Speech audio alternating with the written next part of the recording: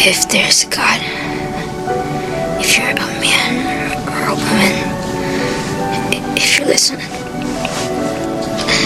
I'd really like a family. My dad says that'll only happen if the Angels won the pennant. The baseball team, I mean.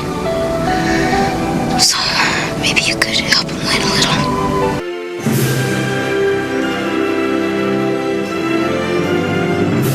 Angels in the Outfield is a 1994 sports comedy family drama film directed by William Dear that is a loose remake of the 1951 film of the same name. Roger Bowman, a young foster child played by Joseph Gordon-Levitt, and his friend J.P., played by Milton Davis Jr., live in a foster home in Los Angeles, California, with their caretaker Maggie Nelson, played by Brenda Fricker. The two friends love to sneak up into a tree to watch baseball games and root for their team, the struggling California Angels. Gates takes the sign, checks the runner at first, and delivers. Norton and Williams both going for the catch. Ball. Boy, they're bad.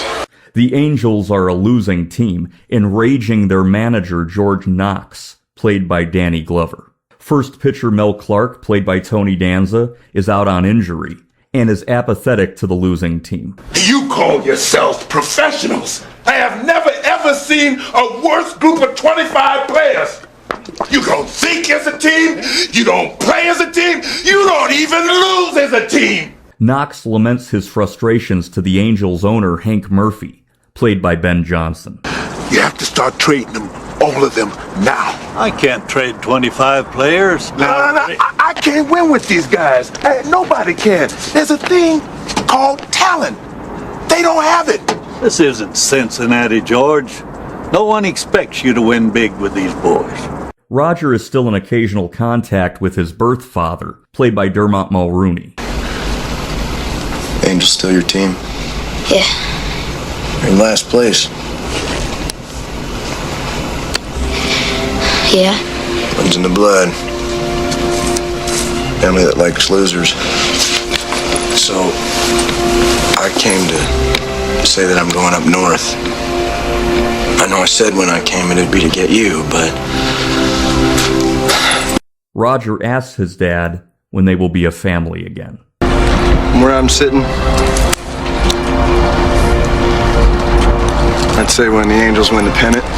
Taking his father's words literally, Roger prays for God to help the Angels win. While attending an Angels game against the Toronto Blue Jays, Roger sees a group of Angels led by Al, played by Christopher Lloyd, helping the team.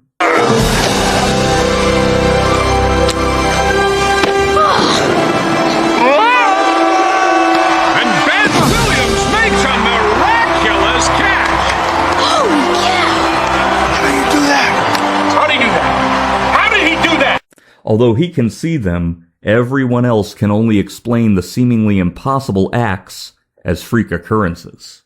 No one can see me or hear me but you. Why me? You ask for help, and we're here. We come and go. It's an as-needed situation. Who are you talking to, Raj? JP wins a meet and greet photo with George Knox, but being shy, he tells Roger to take his place.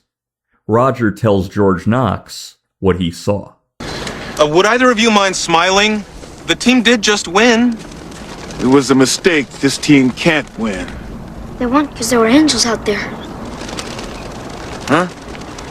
Real ones, I saw them. Two angels came out of the sky and they picked up Ben Williams, and another angel hit Mesmer's home run.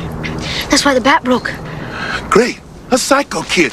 Skeptical at first, Knox begins to question if it were possible, and visits Maggie to learn more about Roger. So Roger, he's got a wild imagination, always making up stories? No, actually. He's very grounded. Roger? I got your pictures. Thanks. Yeah. I didn't know you were bringing them. Looks like a prison photo. Yeah. Oh, you said you thought you saw something at the game. Yeah, angels. Real ones. Why do you think there would be real angels? Maybe because I prayed for them?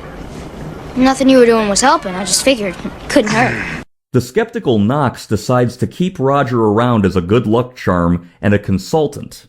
George tasks the team assistant David Montaigne, played by Taylor Negron, to keep the kids happy during games, oftentimes with hilarious results.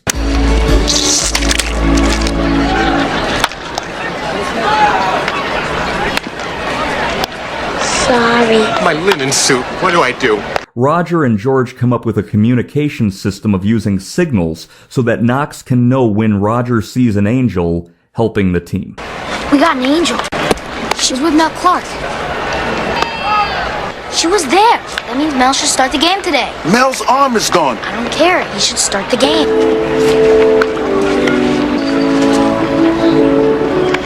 You really do see something, don't you? You're off injured reserve and you're starting today. You talking to me? Yeah. So get your stuff together. The Angels start to win games and make a surprising second-half surge to the top of their division. It's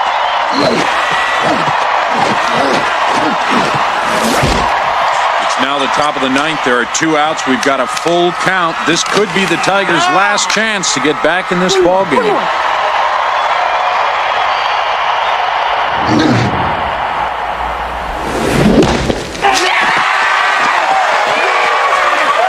Sportscaster Ranch Wilder, played by J.O. Sanders, a longtime nemesis of George Knox, going back to their days together as players, wants to permanently end George's career in baseball.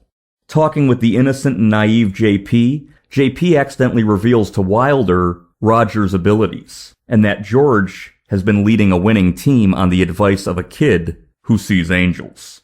Murphy threatens to relieve George of his management responsibilities. You're telling me there's real angels in the ballpark? Sometimes, but they're not in on all the place. You've lost it, partner. If I lied to you, then the angels wouldn't like it, and they might not come back. They're very temperamental. Mental is the key word here. Roger decides to come clean and do what he can to save George's job and hope that the Angels can win the pennant. You can call it faith, you can call it angels, you can call it whatever you want. I'd also like to say something.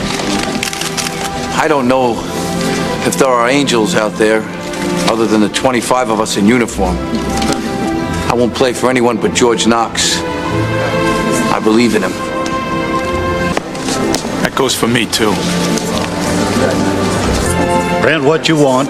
George Knox is the manager of the ball club. And if there are any angels out there, I sure hope they're on our side.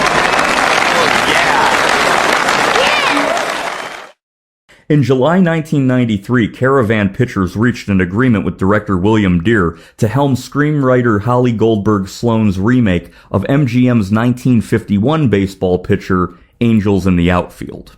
Unlike the original, which was focused on the Pittsburgh Pirates as the team in heavenly need, this film focuses on the California Angels, who did not exist when the original was released in 1951. Though filmed at Oakwood Coliseum, it was decided to make the outfield walls blue, which was the correct color for the Angels at the time at Anaheim Stadium. The movie was filmed from October to December 1993. Macaulay Culkin was the first choice to play the role of Roger. However, the role ended up going to Joseph Gordon-Levitt, the same age as Culkin, and he was cast because he had had some experience appearing on camera in films and television, and his agent wanted him for larger roles. Thomas Ian Nicholas was also considered for the role of Roger. Director William Dear originally wanted Bob Hoskins to play the role of George Knox, but Bob Hoskins was considered too short for the role, and Walt Disney Pictures suggested Danny Glover because of his height. Bob Hoskins was 5'4", Danny Glover 6'4". Tommy Lee Jones was also considered for the role. Danny Glover accepted the part of George Knox with enthusiasm because he wanted to do more family-friendly films, as he was known at the time for appearing in violent action comedies like the Lethal Weapon movies. It was for this reason that he took on roles in PG-rated films like 1991's Pure Luck, Angels in the Outfield, and the 1995 Disney film Operation Dumbo Drop. Leslie Nielsen was the first choice for the role of the head angel Al, but he was busy with Naked Gun 33 1/3, The Final Insult. After Tony Danza signed on to this movie, he persuaded his co-star Christopher Lloyd from the ABC and NBC television series Taxi to take the role. Angela Lansbury was the first choice to play Maggie Nelson, but she had to turn down the role because she was busy with the CBS series Murder, She Wrote. Betty White, B. Arthur, and Joan Plowright were all considered for the role. The part went to Brenda Fricker. Jim Varney was the first choice to play the radio sports announcer Ranch Wilder, but his voice was too raspy for the role. The part went to J.O. Sanders. Patrick Swayze was the original choice for the role of Mel Clark, but turned it down due to other commitments. Christopher Reeve, John Travolta, Kelsey Grammer, Steve Guttenberg, Matthew Broderick, Michael Keaton, Rick Moranis, Robert Hayes, Kevin Costner, and John Ritter were all considered for the role. That went to actor Tony Danza. It's stated early in the movie that Tony Danza's character Mel Clark hasn't played in a long while due to a shoulder injury. On the ABC television series Who's the Boss, Danza's character Tony Maselli was a former Major League ball player who was forced to retire due to a shoulder injury. Jack Lemmon, Walter Matthau, and Lloyd Bridges were all considered for the role of the Angels owner Hank Murphy. The character ended up being played by Ben Johnson, and it's loosely based on owner, actor, and country music star Gene Autry. Autry was the founding owner of the Angels from 1961 to 1997. He passed away October 2nd, 1998. When the Anaheim Angels won the 2002 World Series, they dedicated their win to Gene Autry. Throughout the movie, JP says, "It could happen," 7 times. The Angels won both the franchise first AL pennant and the World Series championship in 2002. The movie held its premiere at the Pirates' home stadium at the time, Three Rivers Stadium in Pittsburgh, Pennsylvania. The premiere essentially turned the stadium into the world's largest movie theater just for this occasion. An audience of 35,000 people attended to see it played on 3 separate 5-story screens. The movie was released in theaters 1 month before the players' strike, which canceled the postseason and the 1994 World Series. Upon its theatrical release in July 1994, Angels in the Outfield grossed $50.2 million on a budget of $31 million, making it a box office profit. On July 15, 2024, the movie was released on Disney Plus to coincide with the film's 30th anniversary. Now, I was never a big sports guy. I wasn't really into sports as a kid, but I remember watching this movie like crazy when my parents got it for me on pay-per-view when it was released in the spring of 1995 on video and cable and pay-per-view. I watched it like crazy back then, but that was spring, summer 1995. Now, I will admit, spoiler alert, when Christopher Lloyd's character Al tells Roger that the true reason the Angels had been watching over the team was because Tony Danza's character of Mel Clark was dying of lung cancer and didn't even know it yet, that really depressed the hell out of me as a kid back in 1995, and it still does if I watch it now as an adult. I've read others online who share a similar sentiment.